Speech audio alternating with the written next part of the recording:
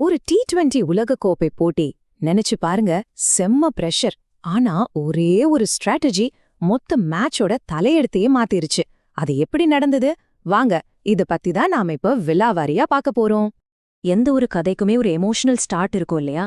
இந்த மேட்சோட கதை தோத்துப்போன கேப்டனோட இந்த வார்த்தைகள் இருந்து தான் தொடங்குது.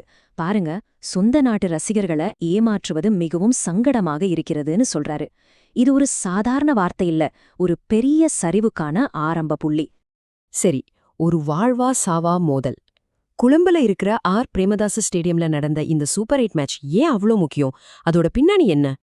பாருங்க, இது சும்மா ஒரு லீக் மேட்ச்லாம் கிடையாது. இது ஒரு முக்கியமான சூப்பர் 8 ஸ்டேஜ் போட்டி. நியூசிலாந்து வெர்சஸ் இலங்கை.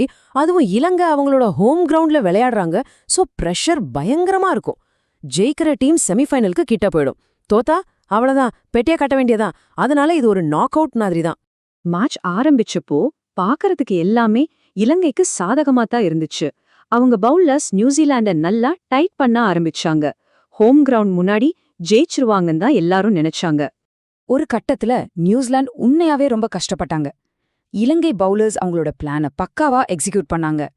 நியூசிலாந்து பேட்ஸ்மேன்களை ஒரு ரன் கூட அடிக்க விடாம சுத்தி வளைச்சு அழுத்தம் கொடுத்தாங்க. ஸ்கோர் வெறும் 84 தான். ஆனா அப்போதான் டப் டப்னு 3 விக்கெட் போச்சு. நியூசிலாந்து கேப்டனே சொன்ன மாதிரி அவங்க மேல இருந்த பிரஷர் உச்ச கட்டத்துக்கு போயிடுச்சு. இனிமே அவ்வளவுதான்னு நிறைய பேர் நினைச்சாங்க. ஆனா எல்லா அழுத்தத்துக்கும் நடுவுல அங்கதான் மேட்சோட முதல் பெரிய திருப்புமுனை வந்துச்சு. இத முன்னாடி நின்னு செஞ்சது வேற யாரும் இல்ல, நியூசிலாந்தோட கேப்டன் தான். நியூசிலாந்து கேப்டன் மிட் சாண்ட்னர் என்ன நினைச்சாருன்னா, அப்பா எப்படியாவது ஒரு 140 ரன் அடிச்சா போதும் அப்படின்னு தான். ஆனா பாருங்க, அவரும் கோல் மெக்கான்சியும் போட்ட ஒரு முக்கியமான பார்ட்னர்ஷிப் மொத்த ஆட்டத்தை புரட்டி போட்டு ஸ்கோரை 168க்கு கொண்டு போயிடுச்சு. அந்த பார்ட்னர்ஷிப்போட இம்பாக்ட் எவ்ளோ பெருசுன்னு புரியணுமா? எதிரணி கேப்டன் தசின் ஷானகாவோட வார்த்தைகளை கேட்டாலே போதும். அவரே சொல்றாரு பாருங்க, அந்த ஒரு பார்ட்னர்ஷிப் தான் எங்க கிட்ட இருந்த மேட்சே பறிச்சுட்டு போயிடுச்சுன்னு. இதுக்கு மேல என்ன சொல்ல? ஓகே, ஒரு நல்ல ஸ்கோர் செட் பண்ணியாச்சு. இப்போ நியூசிலாந்து அவங்களோட அடுத்த மூவ்க்கு ரெடியானாங்க. பிட்ச் அவங்களுக்கு சாதகமா இருந்துச்சு. இப்போ அவங்களோட சீக்ரெட் வெப்பனை வெளியே எடுக்கிற நேரம் வந்தாச்சு. சரி, ஸ்கோர் பண்ணிட்டாங்க. ஆனா அதை எப்படி இவ்ளோ ஈஸியா டிஃபெண்ட் பண்ணாங்க? இலங்கை பேட்ஸ்மேன்களை எப்படி முடக்குனாங்க? இது எல்லாத்துக்கும் ஒரே ஒரு பதில்தான், அவங்களோட பவுலிங் ஸ்ட்ராட்டஜி. இதை நம்ப முடியுதா உங்களால?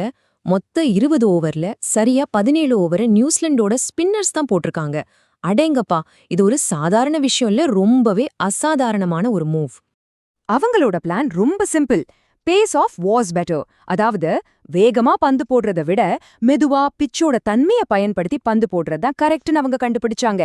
ஆட்டநாயகன் ரச்சின் ரவீந்திரா சொன்ன மாதிரி ஸ்டாட்ஸும் இததான் சொல்லுச்சு.